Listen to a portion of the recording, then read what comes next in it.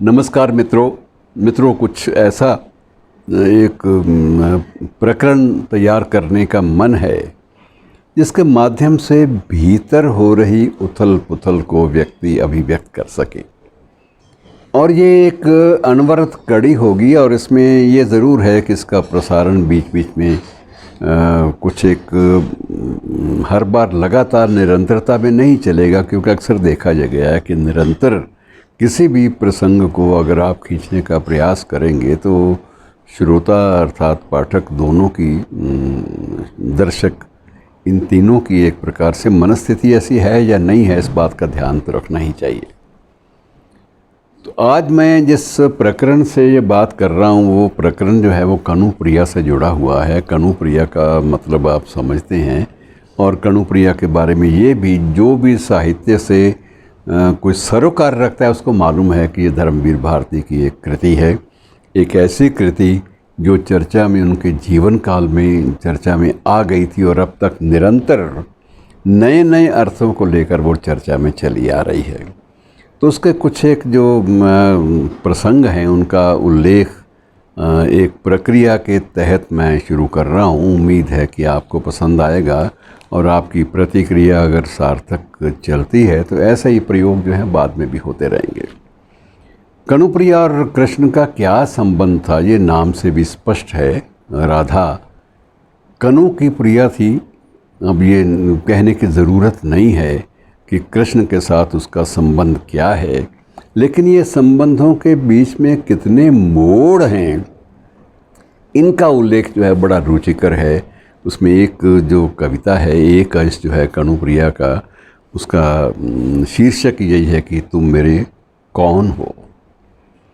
अब इस प्रसंग को मैं सीधा प्रस्तुत कर रहा हूँ। कहीं बीच में कोई बात अगर अस्पष्ट हो तो आप अपनी प्रतिक्रिया में ये बातें लिख सकते हैं कि तुम मेरे हो कौन कणु, कि तुम मेरे हो कौन कनु, मैं तो आज तक नहीं जान पाई, मैं तो आज तक नहीं जान पाई।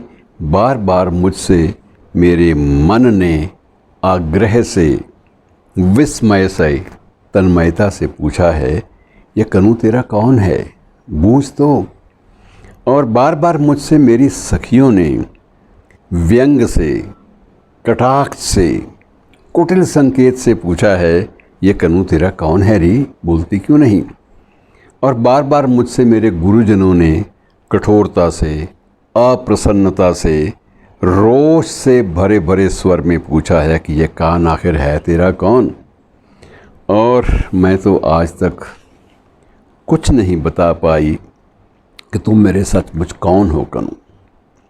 अक्सर जब तुमने माला गूंथने के लिए कंटीले झाड़ों में चढ़ चढ़कर श्वेत रत्नारे करौंदे तोड़कर मेरे आंचल में डाल दिए हैं, तो मैंने अत्यंत सहज प्रीति से गर्दन झटकाकर वेणी झुलाते हुए कहा है कि कनु ही मेरा अंतरंग सखा है।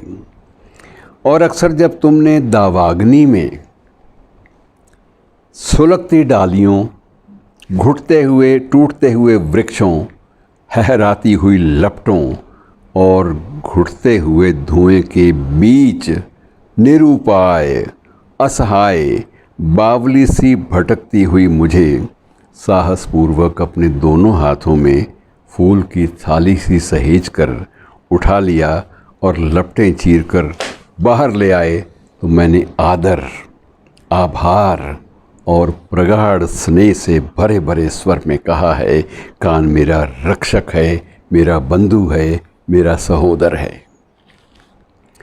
अक्सर जब तुमने बंशी बजाकर मुझे बुलाया है और मैं मोहित मृगी सी भागती चली आई हूँ और तुमने मुझे अपनी बाहों में कस लिया है, तो मैंने डूब कर कहा है कि कणु मेरा लक्ष्य है, मेरा आराध्य, मेरा गंतव्य। मेरा लक्ष्य है, मेरा आराध्य, मेरा गंतव्य। पर जब तुमने दुष्टता से अक्सर सखी के सामने मुझे बुरी तरह छेड़ा है, तब मैंने खींच भरे स्वर में आंखों में आंसू भर भर कर शपथें खा खा कर कहा है, सखी इसको बताया है कि कान्हा मेरा कोई नहीं है, कोई नहीं है। मैं कसम खाकर कहती हूँ वह मेरा कोई नहीं है। और दूसरे क्षण जब घनघोर बादल उमड़ आए हैं और बिजली तड़पने लगी है और घनी वर्षा होने लगी है और सारे वनपथ धुंधलाकर छिप गए हैं, तो मैंने अपने आंचल में तुम्हें दुबका लिया है, तो मैंने अपने आंचल में तुम्हें दुबका लिया है।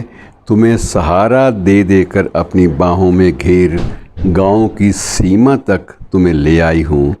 और सच सच बताऊँ कनु सांवरे, उस समय मैं बिल्कुल भूल गई हूँ कि मैं कितनी छोटी हूँ। मैं उस समय बिल्कुल भूल गई हूँ कि मैं कितनी छोटी हूँ और तुम वही कान्हा हो जो सारे वृंदावन को बचाने की सामर्थ्य रखते हो, सारे वृंदावन को बचाने की सामर्थ्य रखते हो। और मुझे केवल यही लगा है कि तुम छोटे से शिशु हो, तुम छोटे से शिशु हो, असहाय, वर्षा में भीग भीग कर मेरे आंचल में दुबके हुए। तब मैंने सखियों को बताया कि गांव की सीमा पर चितवन की छाह में खड़े होकर ममता से मैंने अपने वक्ष में उस छौने का ठंडा माथा दुबका कर अपने आंचल में उसके घने घुंघराले बाल पोंछ दिए। तो मेरे उस सहज उद्गार पर सखियाँ अक्सर कुटिलता से मुस्कुराने क्यों लगी, मैं तो आज तक नहीं जान पाई। मैं तो कनु आज तक नहीं जान पाई। लेकिन जब तुम्ही ने बंधु तेज से प्रदीप्त होकर इंद्र को ललकारा है और कालिया की खोजमय विशैली यमुना को मथ डाला है, तो मुझे अकस्मात लगा है कि मेरे अंग अंग से ज्योति फूट पड़ी है। तुम्हारी शक्ति तो मैं हूँ, तुम्हारी शक्ति तो मैं हूँ, तुम्हारा संबल, तुम्हारी योग माया, और इस निखिल पारावार में मैं ही परिव्याप्त हूँ, विराट, सीमाहीन, अदम्य और दुर्दांत। लेकिन जब दूसरे ही क्षण तुमने वेतसलता कुंज में गहराती हुई गोधूली वेला में आम के एक बौर को चूर चूर कर धीमे से अपनी चुटकी में भरकर मेरे सीमंत पर बिखेर दिया है, तो मैं हतप्रभ हो गई हूँ। और मुझे लगा है कि इस निखिल पारावार में शक्ति सी, ज्योति सी, गति सी फैली हुई मैं अकस्मात सिमट आई हूँ, सीमा में बंध गई हूँ। ऐसा क्यों चाहा तुमने कान, ऐसा क्यों चाहा तुमने कान। पर जब मुझे चेत हुआ तो मैंने पाया कि हाय सीमा कैसी, मैं तो वह हूँ जिसे दिग्वधु कहते हैं, काल वधु। समय और दिशाओं की सीमाहीन पगडंडियों पर तो अनंत काल से अनंत दिशाओं में तुम्हारे साथ साथ चलती चली आ रही हूँ, चलती चली जाऊँगी। और इस यात्रा का आदि ना तो तुम्हें स्मरण है न मुझे, न तो तुम्हें स्मरण है न मुझे, और अंत तो इस यात्रा का है ही नहीं मेरे सहयात्री। पर तुम इतने निठुर हो और इतने व्याकुल कि तुमने चाहा है कि मैं इसी जन्म में, इस थोड़ी सी अवधि में जन्म जन्मांतर की समस्त यात्राएं फिर से दोहरा लूं। और क्षण क्षण पर तुम्हारे साथ मुझे इतने आकस्मिक मोड़ लेने पड़े हैं, मैं बिल्कुल भूल गई हूँ कि मैं अब कहाँ हूँ और तुम मेरे कौन हो। और इस निराधार भूमि पर चारों ओर से पूछे जाते प्रश्नों की बौछार से घबराकर मैंने बार बार तुम्हें शब्दों के फूल पाश में जकड़ना चाहा है। सखा, बंधु, आराध्य, शिशु, दिव्य, सहचर, और अपने को नई नई व्याख्याएं देनी चाहिए हैं। सखी, साधिका, बांधवी, माँ, वधू, सहचरी, और बार बार मैं नए नए रूपों में उमड़ उमड़ कर तुम्हारे तट तक आई।